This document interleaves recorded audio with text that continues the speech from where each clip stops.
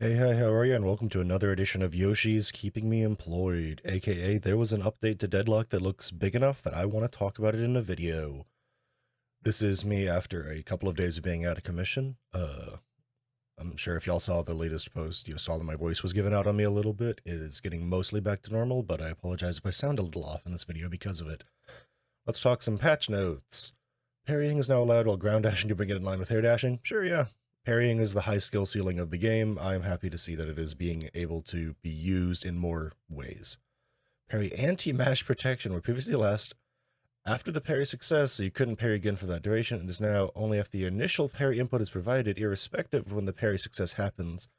Less delay before you can do a back-to-back parry when success is done later in the duration. Yoshi, buddy, that's a lot of words. I'm not sure I understand that because I don't quite understand the anti-mash protection part of the parry.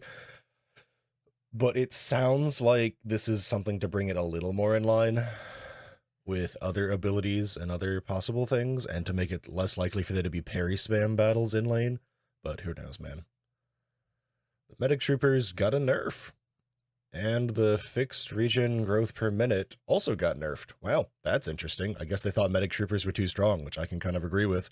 Makes it hard to get kills in lane sometimes if you're not a super high pressure lane. This will help lower pressure lanes that get ahead early actually confirm kills. CC reduction increased from 10% to 15%, 30. Okay, this is big actually. This means that the CC reduction, which is basically to prevent CC chaining so you can't get like Bebop grabbed into Abrams shoulder charged into I don't even know, the Grey Talon Eagle stunned.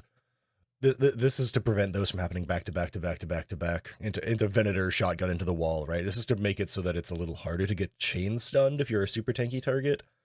This is pretty big. The window going up by a full second and the percentage reduction going up by 5% at both ends is pretty good. Improved various abilities behavior while casting. When casting while. Okay, thanks, Yoshi. We appreciate the change, I guess. Item changes, item changes, item changes. Recharging Rush nerf. Which, to be completely honest, is kind of warranted. This item is really, really strong right now. Characters like Dynamo and Geist are able to use and abuse it pretty easily, so making it even longer of a cooldown makes sense, especially because those are characters who kind of buy transcending cooldown anyways. Titanic Mag just getting straight buffs is kind of wild, considering I thought that Titanic Mag was a pretty good 1600 item to begin with. 2% extra weapon damage and 10% extra ammo on an item that I was already buying on characters makes me excited, but maybe I didn't know things that other people did. The stats weren't that good and the buy rate was low, but I feel like this is a fine change. It's just kind of odd to me. Express shots. Secondary fire weapon damage increase from 35% plus 1% per boon to 40% plus 1 point. This is a straight buff to silver. Silver is one of the #1 users of this item, so this is just a straight silver buff. Kind of interesting choice. I wonder if they're just trying to make it so that more people want to use it. Maybe Abrams out there can use it. Oh my god. We have prayed for these moments, but Toxic Bullets actually got nerfed. 10% slower buildup across the board. The bleed goes down by 0.3%, which it sounds like not very much, but I promise that's a lot more than you think. And then the anti-heal is only 30% instead of 35%. That's crazy. That's actually a really big nerf to Toxic Bullets. Maybe we won't see it on every single hero in every single game now. Sharpshooters movement speed nerf is now less. That's fine. Wait a second. Hang on. I thought the whole thing was that like every patch cultist gets nerfed. We're actually buffing cultist sacrifice now? That's crazy. Armor piercing rounds got a buff. That's kind of funny. I think this is to just make it a more viable option late game, because right now you'd rather just buy silencer, but whatever, man. Return fire got a buff. Slight cooldown buff and slight damage buff. That's fine. Spirit shielding got some very slight buffs. Weapon shielding also got the same exact buffs, but that kind of makes sense. Weapon shielding got a better buff in the time frame thing, though. That's pretty nice. The time frame difference for weapon shielding versus spirit shielding makes a lot of sense. Weapon shielding is a lot harder to proc, unless they're really, really gun heavy. Whereas spirit shielding, you get hit by an ability in it proc, so this is fine. This is good. Plated armor just gets more bonus health. That's fine. The item's not really that strong outside of very specific counterplay, so giving it a generalized buff to make it better in that counterplay is probably fine. Oh, hang on. So Golden Goose Egg got a buff, making it so that you're going to more easily accrue permanent statue buffs. However, egg maxing is kind of dead. You can no longer buy, sell, buy, sell. You have to buy and hold on to it. That kind of stinks. Interesting, but I guess Decay was a little too strong, but that maybe this is just like an indirect nerf to Shiv, because Shiv's pretty good right now, so that's fine. Oh, good. Good. Silence Wave has been really, really prevalent in games lately, and the item is really, really good, so it's not surprising that they're nerfing it a little bit. I think these nerfs are a bit heavy-handed. 25 damage off the base and 0.3 scaling off it's kind of crazy on top of 12 seconds of cooldown, but there's been at least 5 to 6 silence waves in every lobby that I've been in the past 3 weeks, so this is fine. Echo Shard slight nerf, not surprising. It's probably an indirect nerf to Paradox and or Bebop. Lightning Scroll, fix the stun delay being affected by debuff reducer, making the stun go off faster. That's a really funny bug, but we're happy it's been fixed. Hopping into hero changes now. We got Bebop first on the list. That's kind of surprising. Weapon wind-up time reduced and fast wind-up time reduced even more, so they're making the gun a little better. Sticky Bomb can be self-cast, but for 20% damage. We love this. We love this. We love Bebop just stickying themselves twice and running in. Sticky Bomb Radius got nerfed as a result. Grapple Arm deals light melee damage. That's an interesting change. But if it's only light melee damage, that's generally fine. That means that it won't be abusable with like Crushing Fists. But Bebops were already kind of building Crushing Fists, so this is going to be interesting. This is a very interesting change to Bebop, and it's actually probably going to boost their win rate in lower tier lobbies. Because self-casting Sticky Bomb, but you just have to deal with the self-damage. Lady Geist is already a character that has mechanics like this. You just build into your own stats as a resistance point, and then you're fine. Oh my, Celeste changes. Okay, Celeste, base health nerfed. Health per boon nerfed. No longer has negative base bullet resistance. Bullet damage rescaled from... what? They nerfed it by 4 at base? Holy cow, that's a really big early game nerf. I mean, it'll catch back up by the end of the game with the 0.82 as opposed to 0.7, but Jesus. 8% reduction in base fire rate and overall DPS because it went from 0.6 to 0.65. Light Eater Impact got nerfed. Light Eater Bullet Hit rescaled. Big nerf, too. And the duration got nerfed. The duration does scale with Spirit at 0.05, which means that Celestes are more likely to go heavy Spirit with light gun investment on their hybridizing instead of pretty heavy gun and light Spirit, so that's interesting. Dazzling Trick got nerfed in its barrier twice over. But then they gave Radiant Daggers more fire rate on the T3. And they rebuffed Shining Wonder. That's really interesting. I guess I'm glad that I saw and recorded a video on these patch notes before I finished my tier list video, because I would have put Celeste in S tier before these changes, but I don't know anymore. I'm going to have to reevaluate a little bit. These are pretty sizable nerfs to Celeste's current playstyle of spamming Light Eater with making sure that their decently high bullet damage is synergizing well with the rest of their kit. You would go stuff like Ricochet and Spellslinger to make sure you could keep firing super fast. I don't think this changes the playstyle. I think this just means that you now have to build Boundless on Celeste, because otherwise you're probably not getting near enough out of your scaling, because so much of this has been changed to where the base values are lower, but you need more scaling. So you're probably just buying Boundless on Celeste earlier now. These are really interesting. I'm really happy that they realized that Celeste is such a top pick and that they need to be brought down a little bit. Doorman. Doorways now reveal on the minimap for enemies with an LOS. Interesting nerf, but I do kind of like it. Within there, because, I mean, you knew where the doorman was going to shove you anyways, but it's nice to know that your team can now see where the doorman's going to shove you. Luggage cart collision size. Luggage cart no longer stuns enemies? Interesting. So the whole great thing about the cart is that it stuns you while it hits you, and then it stuns you on wall collision. This doesn't say it's taking away the wall collision stun. It just says it's only immobilizing and movement controlling them while they're hit by it. That's really, really interesting. This is obviously a doorman nerf, but I think the character's still crazy good right now, so we'll see how this pans out. This is probably the bigger deal, the collision size reduction. This means that doorman is getting higher skill again at baseline. Dynamo, very slight nerf, quantum entanglement, that's their escape, that's their cleanse when it gets to max level. 30-second nerf is good. The character already builds cooldown, so we like this. Spirit power per boon increased. Charge shot channeling move speed increase. Guided owl minimum speed reduced. Max speed increase. Duration. These are really weird. Great Talon's a character that needs a lot of help right now, so it's really interesting to see that they're just toying with very minor things.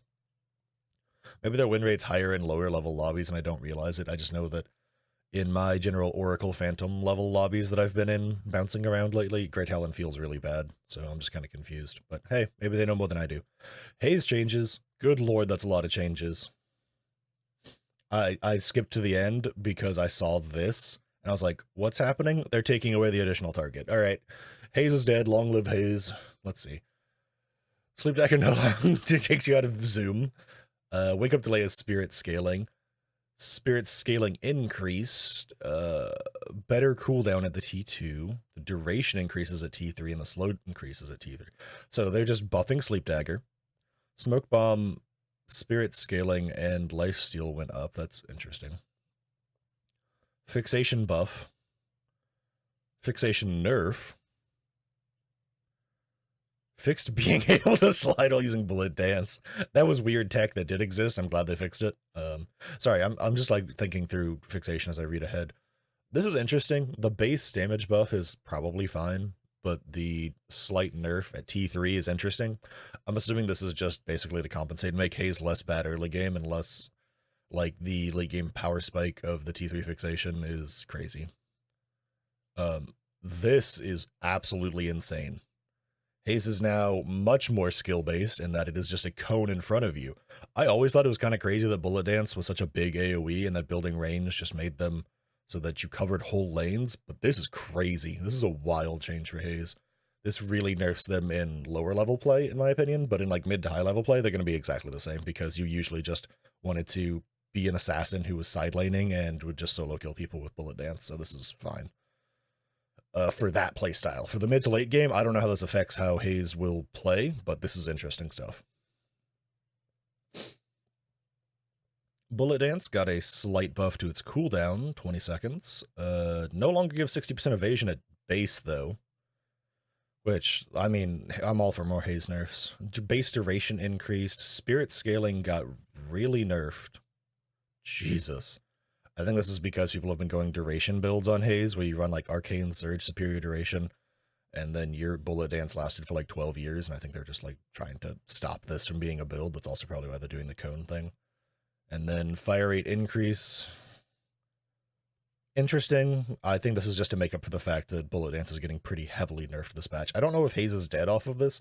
I'll have to play with them, but this seems like a really, really interesting change to them. This definitely, once again, glad I've read these patch notes before I did my tier list video. This took Haze from, in my opinion, an S tier character to probably B tier? Probably A tier still. Probably still A tier. I don't know. You're getting preemptive spoilers if you watch this video first. Holiday. Okay. Sure. Yeah, Holiday needs more love than that, but okay. Kelvin, slight nerf to the healing grenade spirit scaling, and slight nerf to the healing spirit scaling. That makes sense. Kelvin's S tier, and he still will be S tier as a general character at the moment, but this is a fine little baby nerf. Let's see, bullet damage got a slight nerf in rescaling on Geist, and they nerfed the ult too. That's interesting changes for Geist. I feel like Geist, they're trying to pull Geist away from an early game gun character and make you have to invest into her to make her better, but I think she is still very strong. McGinnis, slight buff to bullet damage. Spectral Wall buff and Spectral Wall segment count buff. Interesting. So McGinnis getting slight buffs across the board. We'd like to see it. McGinnis kind of been struggling lately, so that's fine. Another Mirage nerf. Another Mirage nerf. And another Mirage nerf. Wow. Mirage got nerfed 3 times. I don't think this affects the character that much in terms of playstyle, but I mean, they have been very, very prevalent and strong right now, so this is kind of fine. Paradox, bullet damage Really big base bullet damage buff. Oh my goodness, that's really big. That's a really big buff. 6.8 base and 0.26 from up from 0.242 per boon. That's a pretty solid buff. Gun Paradox might be coming back. Slightly buffing Kinetic Carbine to make the collision feel a bit more natural, I'm assuming. That's fine. Time wall width and height increased. Sure. Fixed souls bug with brick holes. I think this was a thing where you can make your minions pick up souls from a box, and then you could also walk into it and pick it up at the same time and get double souls. Could be misremembering what the bug is. I just know that there was a bug. Tagalong can no longer be cancelled during the cast delay to prevent it accidentally stopping at mid-cast. So if you hit the button, you have to go to the person, regardless of anything else. Naptime radius buff, naptime T2 sleep duration buff. That's, I mean, Rim hasn't been underperforming, but I think this is good. Fixed rage now. This is a Shiv buff. Wow, that's crazy. Shiv getting buffed in this era of Deadlock. Wild. Venator, all about the Hexline Snap Trap, huh? Duration nerf. Cooldown nerf. But the cooldown gets brought back at the T1 and the duration gets brought back at the T2. They're making it so that base snap traps are a little worse and that you have to level them. That's fine. Victor, let's see. Did we undo all of the changes that made them terrible, or are they still only okay? Base gun damage up. That's fine. T2 increasing 20 extra HP regen. That's fine, I guess. That's it. They're not bringing back the cleanse. That's interesting, but okay. Or if suffering has a slower build-up. The T1 slow does affect dashes, but they nerfed the slow as a result of it. Oh, minimum DPS increased by 10% and max DPS increased by 20%. That is a really, really big numbers change to Victor. It takes 2 more seconds to fully channel, so the max DPS going up by this much is probably not going to make him feel that crazy, but this is a really, really solid change to make Victor's Aura of Suffering not feel as trash, because it's felt pretty lackluster the past couple of patches. Shocking animation applies a heavy diminishing slow immediately when you die. Oh my goodness, so that, like, if you're chasing someone and you die, they get slowed when you die? That's really strong. That's a really, really strong change to Victor's death. This means that diving to die on purpose is now even more of a playstyle on Victor, which means that ult maxing might actually be a potential thing that you want to do early, like max put 2 points on the 2 because it's not as bad anymore. Put max points on the 1 to make it do the big heal, and then you probably ult max to make the slow work better. Because, I mean, I'm going to be real, even with these buffs, I don't think Aura of Suffering is that worth it, since you can't self-cleanse with your 2 anymore, but that's a different argument. Moving on. Viper. Standardization across the board. We don't want abilities to take us out of our zoom. Charge time reduced. So that's a slight buff to the normal dagger throw. Sliding uphill now allows for lateral movement and slither slide distance. These are Viper buffs.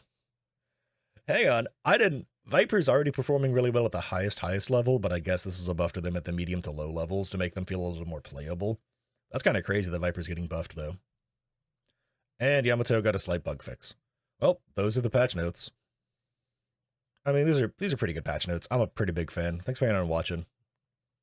I am slowly getting back to normal, and I'm trying to get back onto my normal content creation schedule, but bear with me, as I'm still not feeling 100% as my voice may have given away throughout the course of this video. But thanks for hanging on and watching. You're all cool and I appreciate you, and I hope to catch you in the next one.